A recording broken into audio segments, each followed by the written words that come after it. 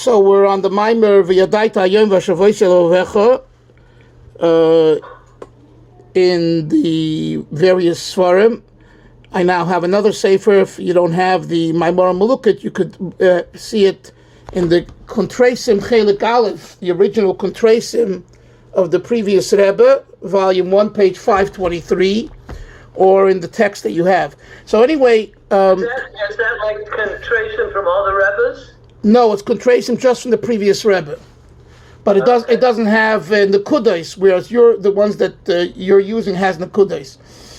But anyway, let's go to the Maimer. So the idea here is that the Torah says in Voschanim ViYadata Hayoim, you're commanded to know today, V'Shavosei Elovecha, to make your heart be attentive, that Ki Hashem Elokim, number one, that God is Elokim, Yud-Kei Vav-Kei, the transcendental God is Elokim, Bashamayim Imal, from the heavens above, Ve'al V'Dochas, from the earth below, Einoi, there's nothing besides him. I'm sorry? However, please mute yourself. So the idea is that there's an ongoing reality that Teva, nature, and L'mayla Teva are all one. And the Rebbe is exploring this. So he brings the Zohar HaKadosh, where the Zohar HaKadosh says that the Kudo Rivo, the fourth commandment in the commandment of mitzvahs, as according to the Zohar, is the idea of what? Of Hashem Hu Elokim, that you are instructed to know that. And the question he asks is, how do you reconcile the two? And how could you say, as the Zohar seems to imply, that liskalolala, that each one is incorporated in the other one? How could you say that two ideas, one is supernatural and one is the concealed aspect of God, are one and the same? These are the questions that he asked yesterday, and let's continue now. So let's continue. We'll go back a few lines where he talks about Hashem Hu Elokim. Let's go back there after the questions.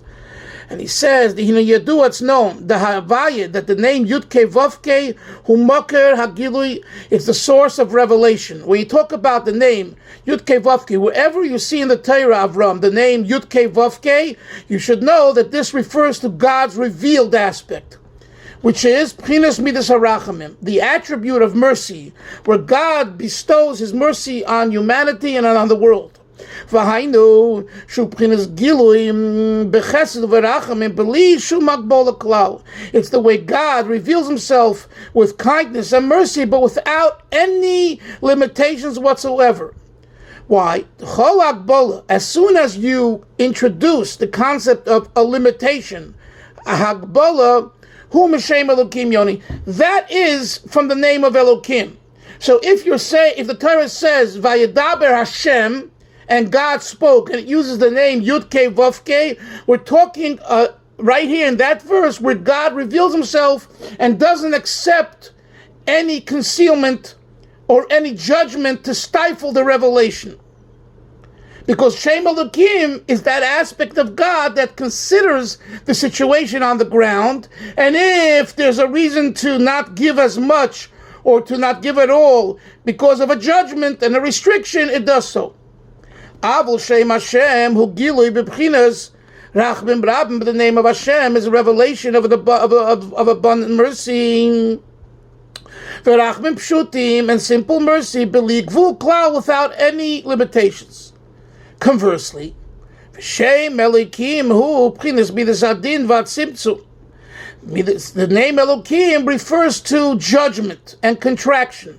Letzamtzim ulahalim es hagilui. What is the purpose of God's name of Elokim? It's to conceal and to limit and to hide the revealed light. Its entire purpose is to make an obscurity upon the Godhead. Says the Rebbe, but there is an advantage to that as well. And from Shem Elokim comes about Ribui V'Yischalkus, multiplicity and division. That's why, in regard to God's name Elokim specifically, do we find it to be plural. When he quotes a verse in Yehoshua, Yeshua said to the nation, Lei tuchlu lavid es Hashem, I cannot desecrate God. Ki Elokim Kedoshim Hu, because God is holy. So what do we see? It doesn't say Ki Elokai Kadosh Hu. It doesn't say because God, the singular, is holy. It says Elokim, plural, Kedoshim, plural, who He is. So what do we see? That the one God is being called Elokim Kedoshim, plural. Why is that? Because this name of God lends itself to multiplicity, as I explained yesterday at length. The details of multiplicity come about when there's an obscurity on the sun, because the sun, for example, shines to anyone and everyone at all times when it's shining, and doesn't make a difference whether you're dressed up with a tie or you have little clothes on or there's garbage on the floor. The sun shines.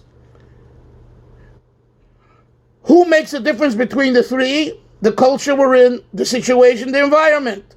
So you don't want to be arrested for walking without clothing, so you put on clothing. You want to look dressed up at a simcha, you put on a nice suit or a nice dress, etc. In other words, the Elokim, the concealment, the restriction, which takes into consideration the world we live in, lends itself and leads to multiplicity, to differences. That's why in Gan Eden, right, before the sin, Yoni, right, there was only godliness. So therefore it says that they weren't wearing any clothes. And you imagine a male and a female not wearing clothes, and there is no taiva. We can't imagine it. There is no temptation. And the answer is because it was in a world of Yud-Kei Vav-Kei. And in a world of Yud-Kei Vav-Kei, there's no concealment. So it's all God. So they didn't see themselves as male and female, opposite genders attracted to each other, etc., etc. They both saw themselves and were an extension of God, which has the male and feminine aspect within himself, as expressed by the Adam and Chava. Then, when there was the sin of Eitz Hadas, that's what it says, Vayiru, they saw each other, Vayizboishashu, they became embarrassed. All of a sudden, nudity became a cause of embarrassment. Why? Because it was post-sin. That's what transgression does. Transgression does that the concealment, the multiplicity, becomes a divisive force. Now, of course, as you'll probably say later in the Maimon, the objective is that the Yud-Kei Vav-Kei should influence the multiplicity, the Elokim, where we use multiplicity for the sake of God.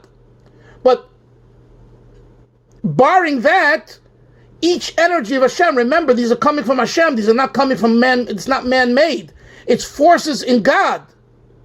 So being that it's forces in Hashem, it's all Kedusha. So the question is, what's the Kedusha? What's the sanctity of separation? And this is a very, very important point. Just for a second. It's the whole idea of Mechitza. You ask yourself about the Mechitza concept, right? To separate the men and the women. And the question that is asked, and I'm sure you've asked it in your lives, and if not, it's good to ask, because to understand it better, isn't it an obstruction to the unity that should be present in a shul or at a wedding? And the answer is, if we were living pre-sin, you'd be right. But if we're living post-sin, and there is already in the world the taiva, when you put together men and women at simchas, this is the way Manis Friedman explains it, and I like it, only twice do you really need a mechitza, at a wedding and davening. Why? Because you're supposed to be so intense. Just walk into the Karlbach Shul on a Friday night where it gets so riled up and it's so lebedik and it's dancing, right? You could easily dance over to a woman and give her a hug and then start the playing around. It's not, you can all understand that, right? Because you're so freilach.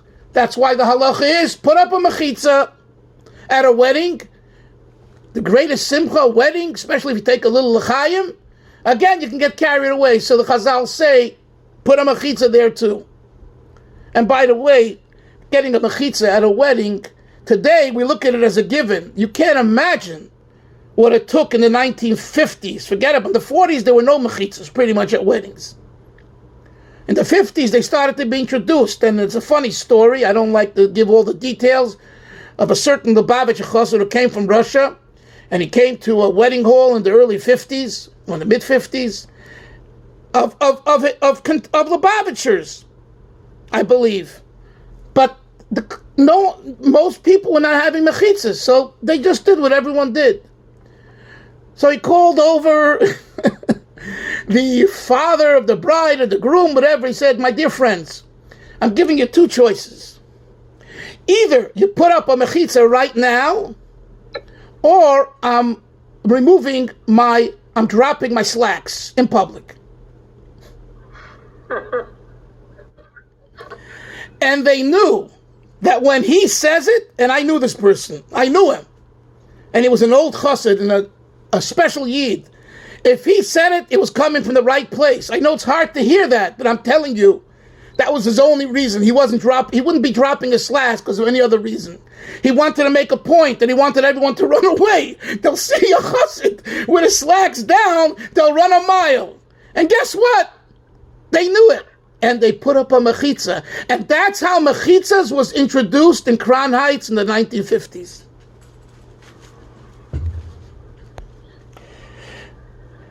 Yeah?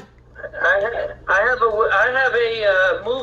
movie of my parents' wedding, which I believe was in 1951, maybe 52.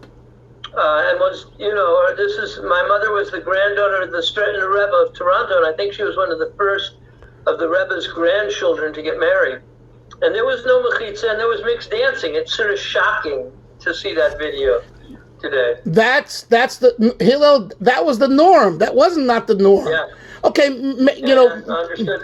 It was by the biggest Rebbe's kids and grandkids. It was a very difficult thing to break through. So the story that I share with you is, it's like so far out there, but that's what it took. That's what it took. The Rebbe didn't tell him to do that. This was his own doing, this chassid. He said, I have to make a statement here. And if I don't make a statement, and that's how these type of things began slowly but surely. So why am I saying this?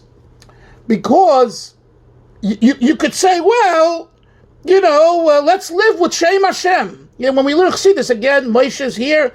It's good to concretize it and make it practical. What is Shem Hashem? Shem Hashem is a world of bliss. In a world of bliss, everything goes. Well, guess what? But we're not in the world of bliss. We're in the world of Elokim, in Teva, nature. We're in the world that we have to pay bills. We're in the world that we have to marry off children. We're in the world we need therapy. We're in the world that we have abuse. We're dealing with real issues, Elokim. And that causes the multiplicity. And that's why the Rebbe says, Umezeh bo ribo ischalkus. Most were about 10-15 lines from the top. We just said that. Let's go further. Shem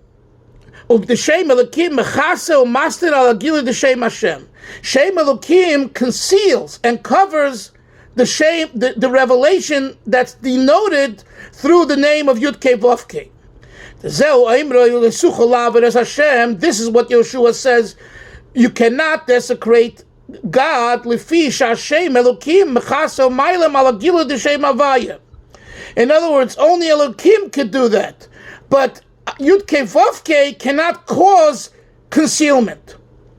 And when it says in the verse in Yoshua, the holy God, but it says it in the Hebrew, which is plural, Elokim, not Elokai, Kedoshim, not Kadosh, who Shemat Simtzum, Uma Helen, the Shem Elokim. This means that from the concealment of the name Elokim, Baharibu Vaischalkos Beribui Madreges, there comes about the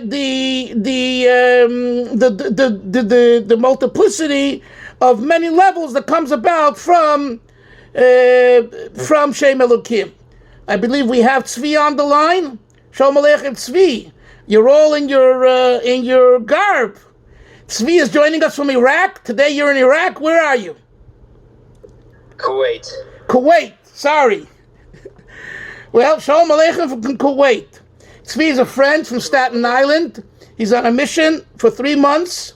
You see, you talk about Mesiras Nefesh. He left his family for 3 months to help Jewish brethren in out there in the Middle East. No, how's it going? Pretty good. Yeah. Complicated. You're not missing a l'chaim. You're not starving for a l'chaim, sitting with Hasidim of Habringing. Absolutely. Okay, well, I know you, Tzvi. You'll create your own Farbrengen over there, especially next week. It's Yutes Kislev. You got to make a Farbrengen there Tuesday night or Wednesday night, even if it's a small thing. Please. Okay, let's go weiter. V'hoir hu poshut b'li shum. I'm sorry, wait. I'm holding them. Umahai timer hine shem Hashem hu moker or. You know, we have two concepts for a moment. Pay attention, Chevra. It's called Or and Kalim, or Orot, Oros and Kalim. Lights and vessels. And this isn't a Hollywood production. This is actually a godly production. It's called the system of how HaKadosh Baruch Hu animates the world. So Kabbalah teaches us a beautiful concept, that the way the energy of God filters itself into the world is through two aspects. One is called or oros, light, and one is called vessels. And just briefly, oros is that aspect of God that its purpose is to illuminate. Kalim, vessels, a cup, a spiritual cup. Its objective is to limit. Says the Rebbe, what is the source of Oros? Yud Kei Vav Kei. What's the source of Kalim? Elokim. Right? Because we just explained that Yud Kei Vav Kei is Gilui's revelation, and Elokim is limitation and concealment. So now let's look inside the text.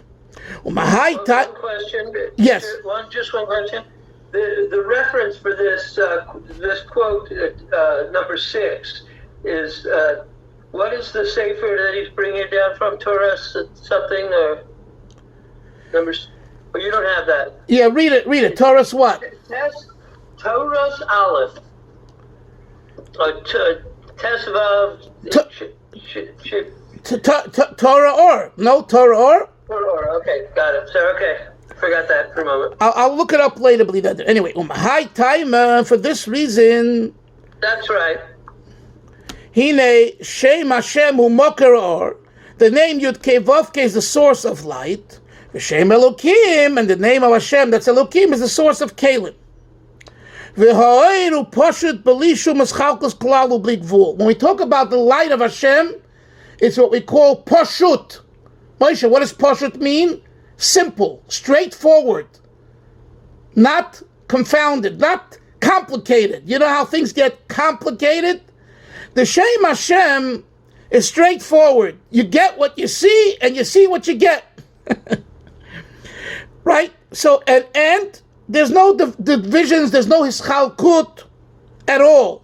There's no separation.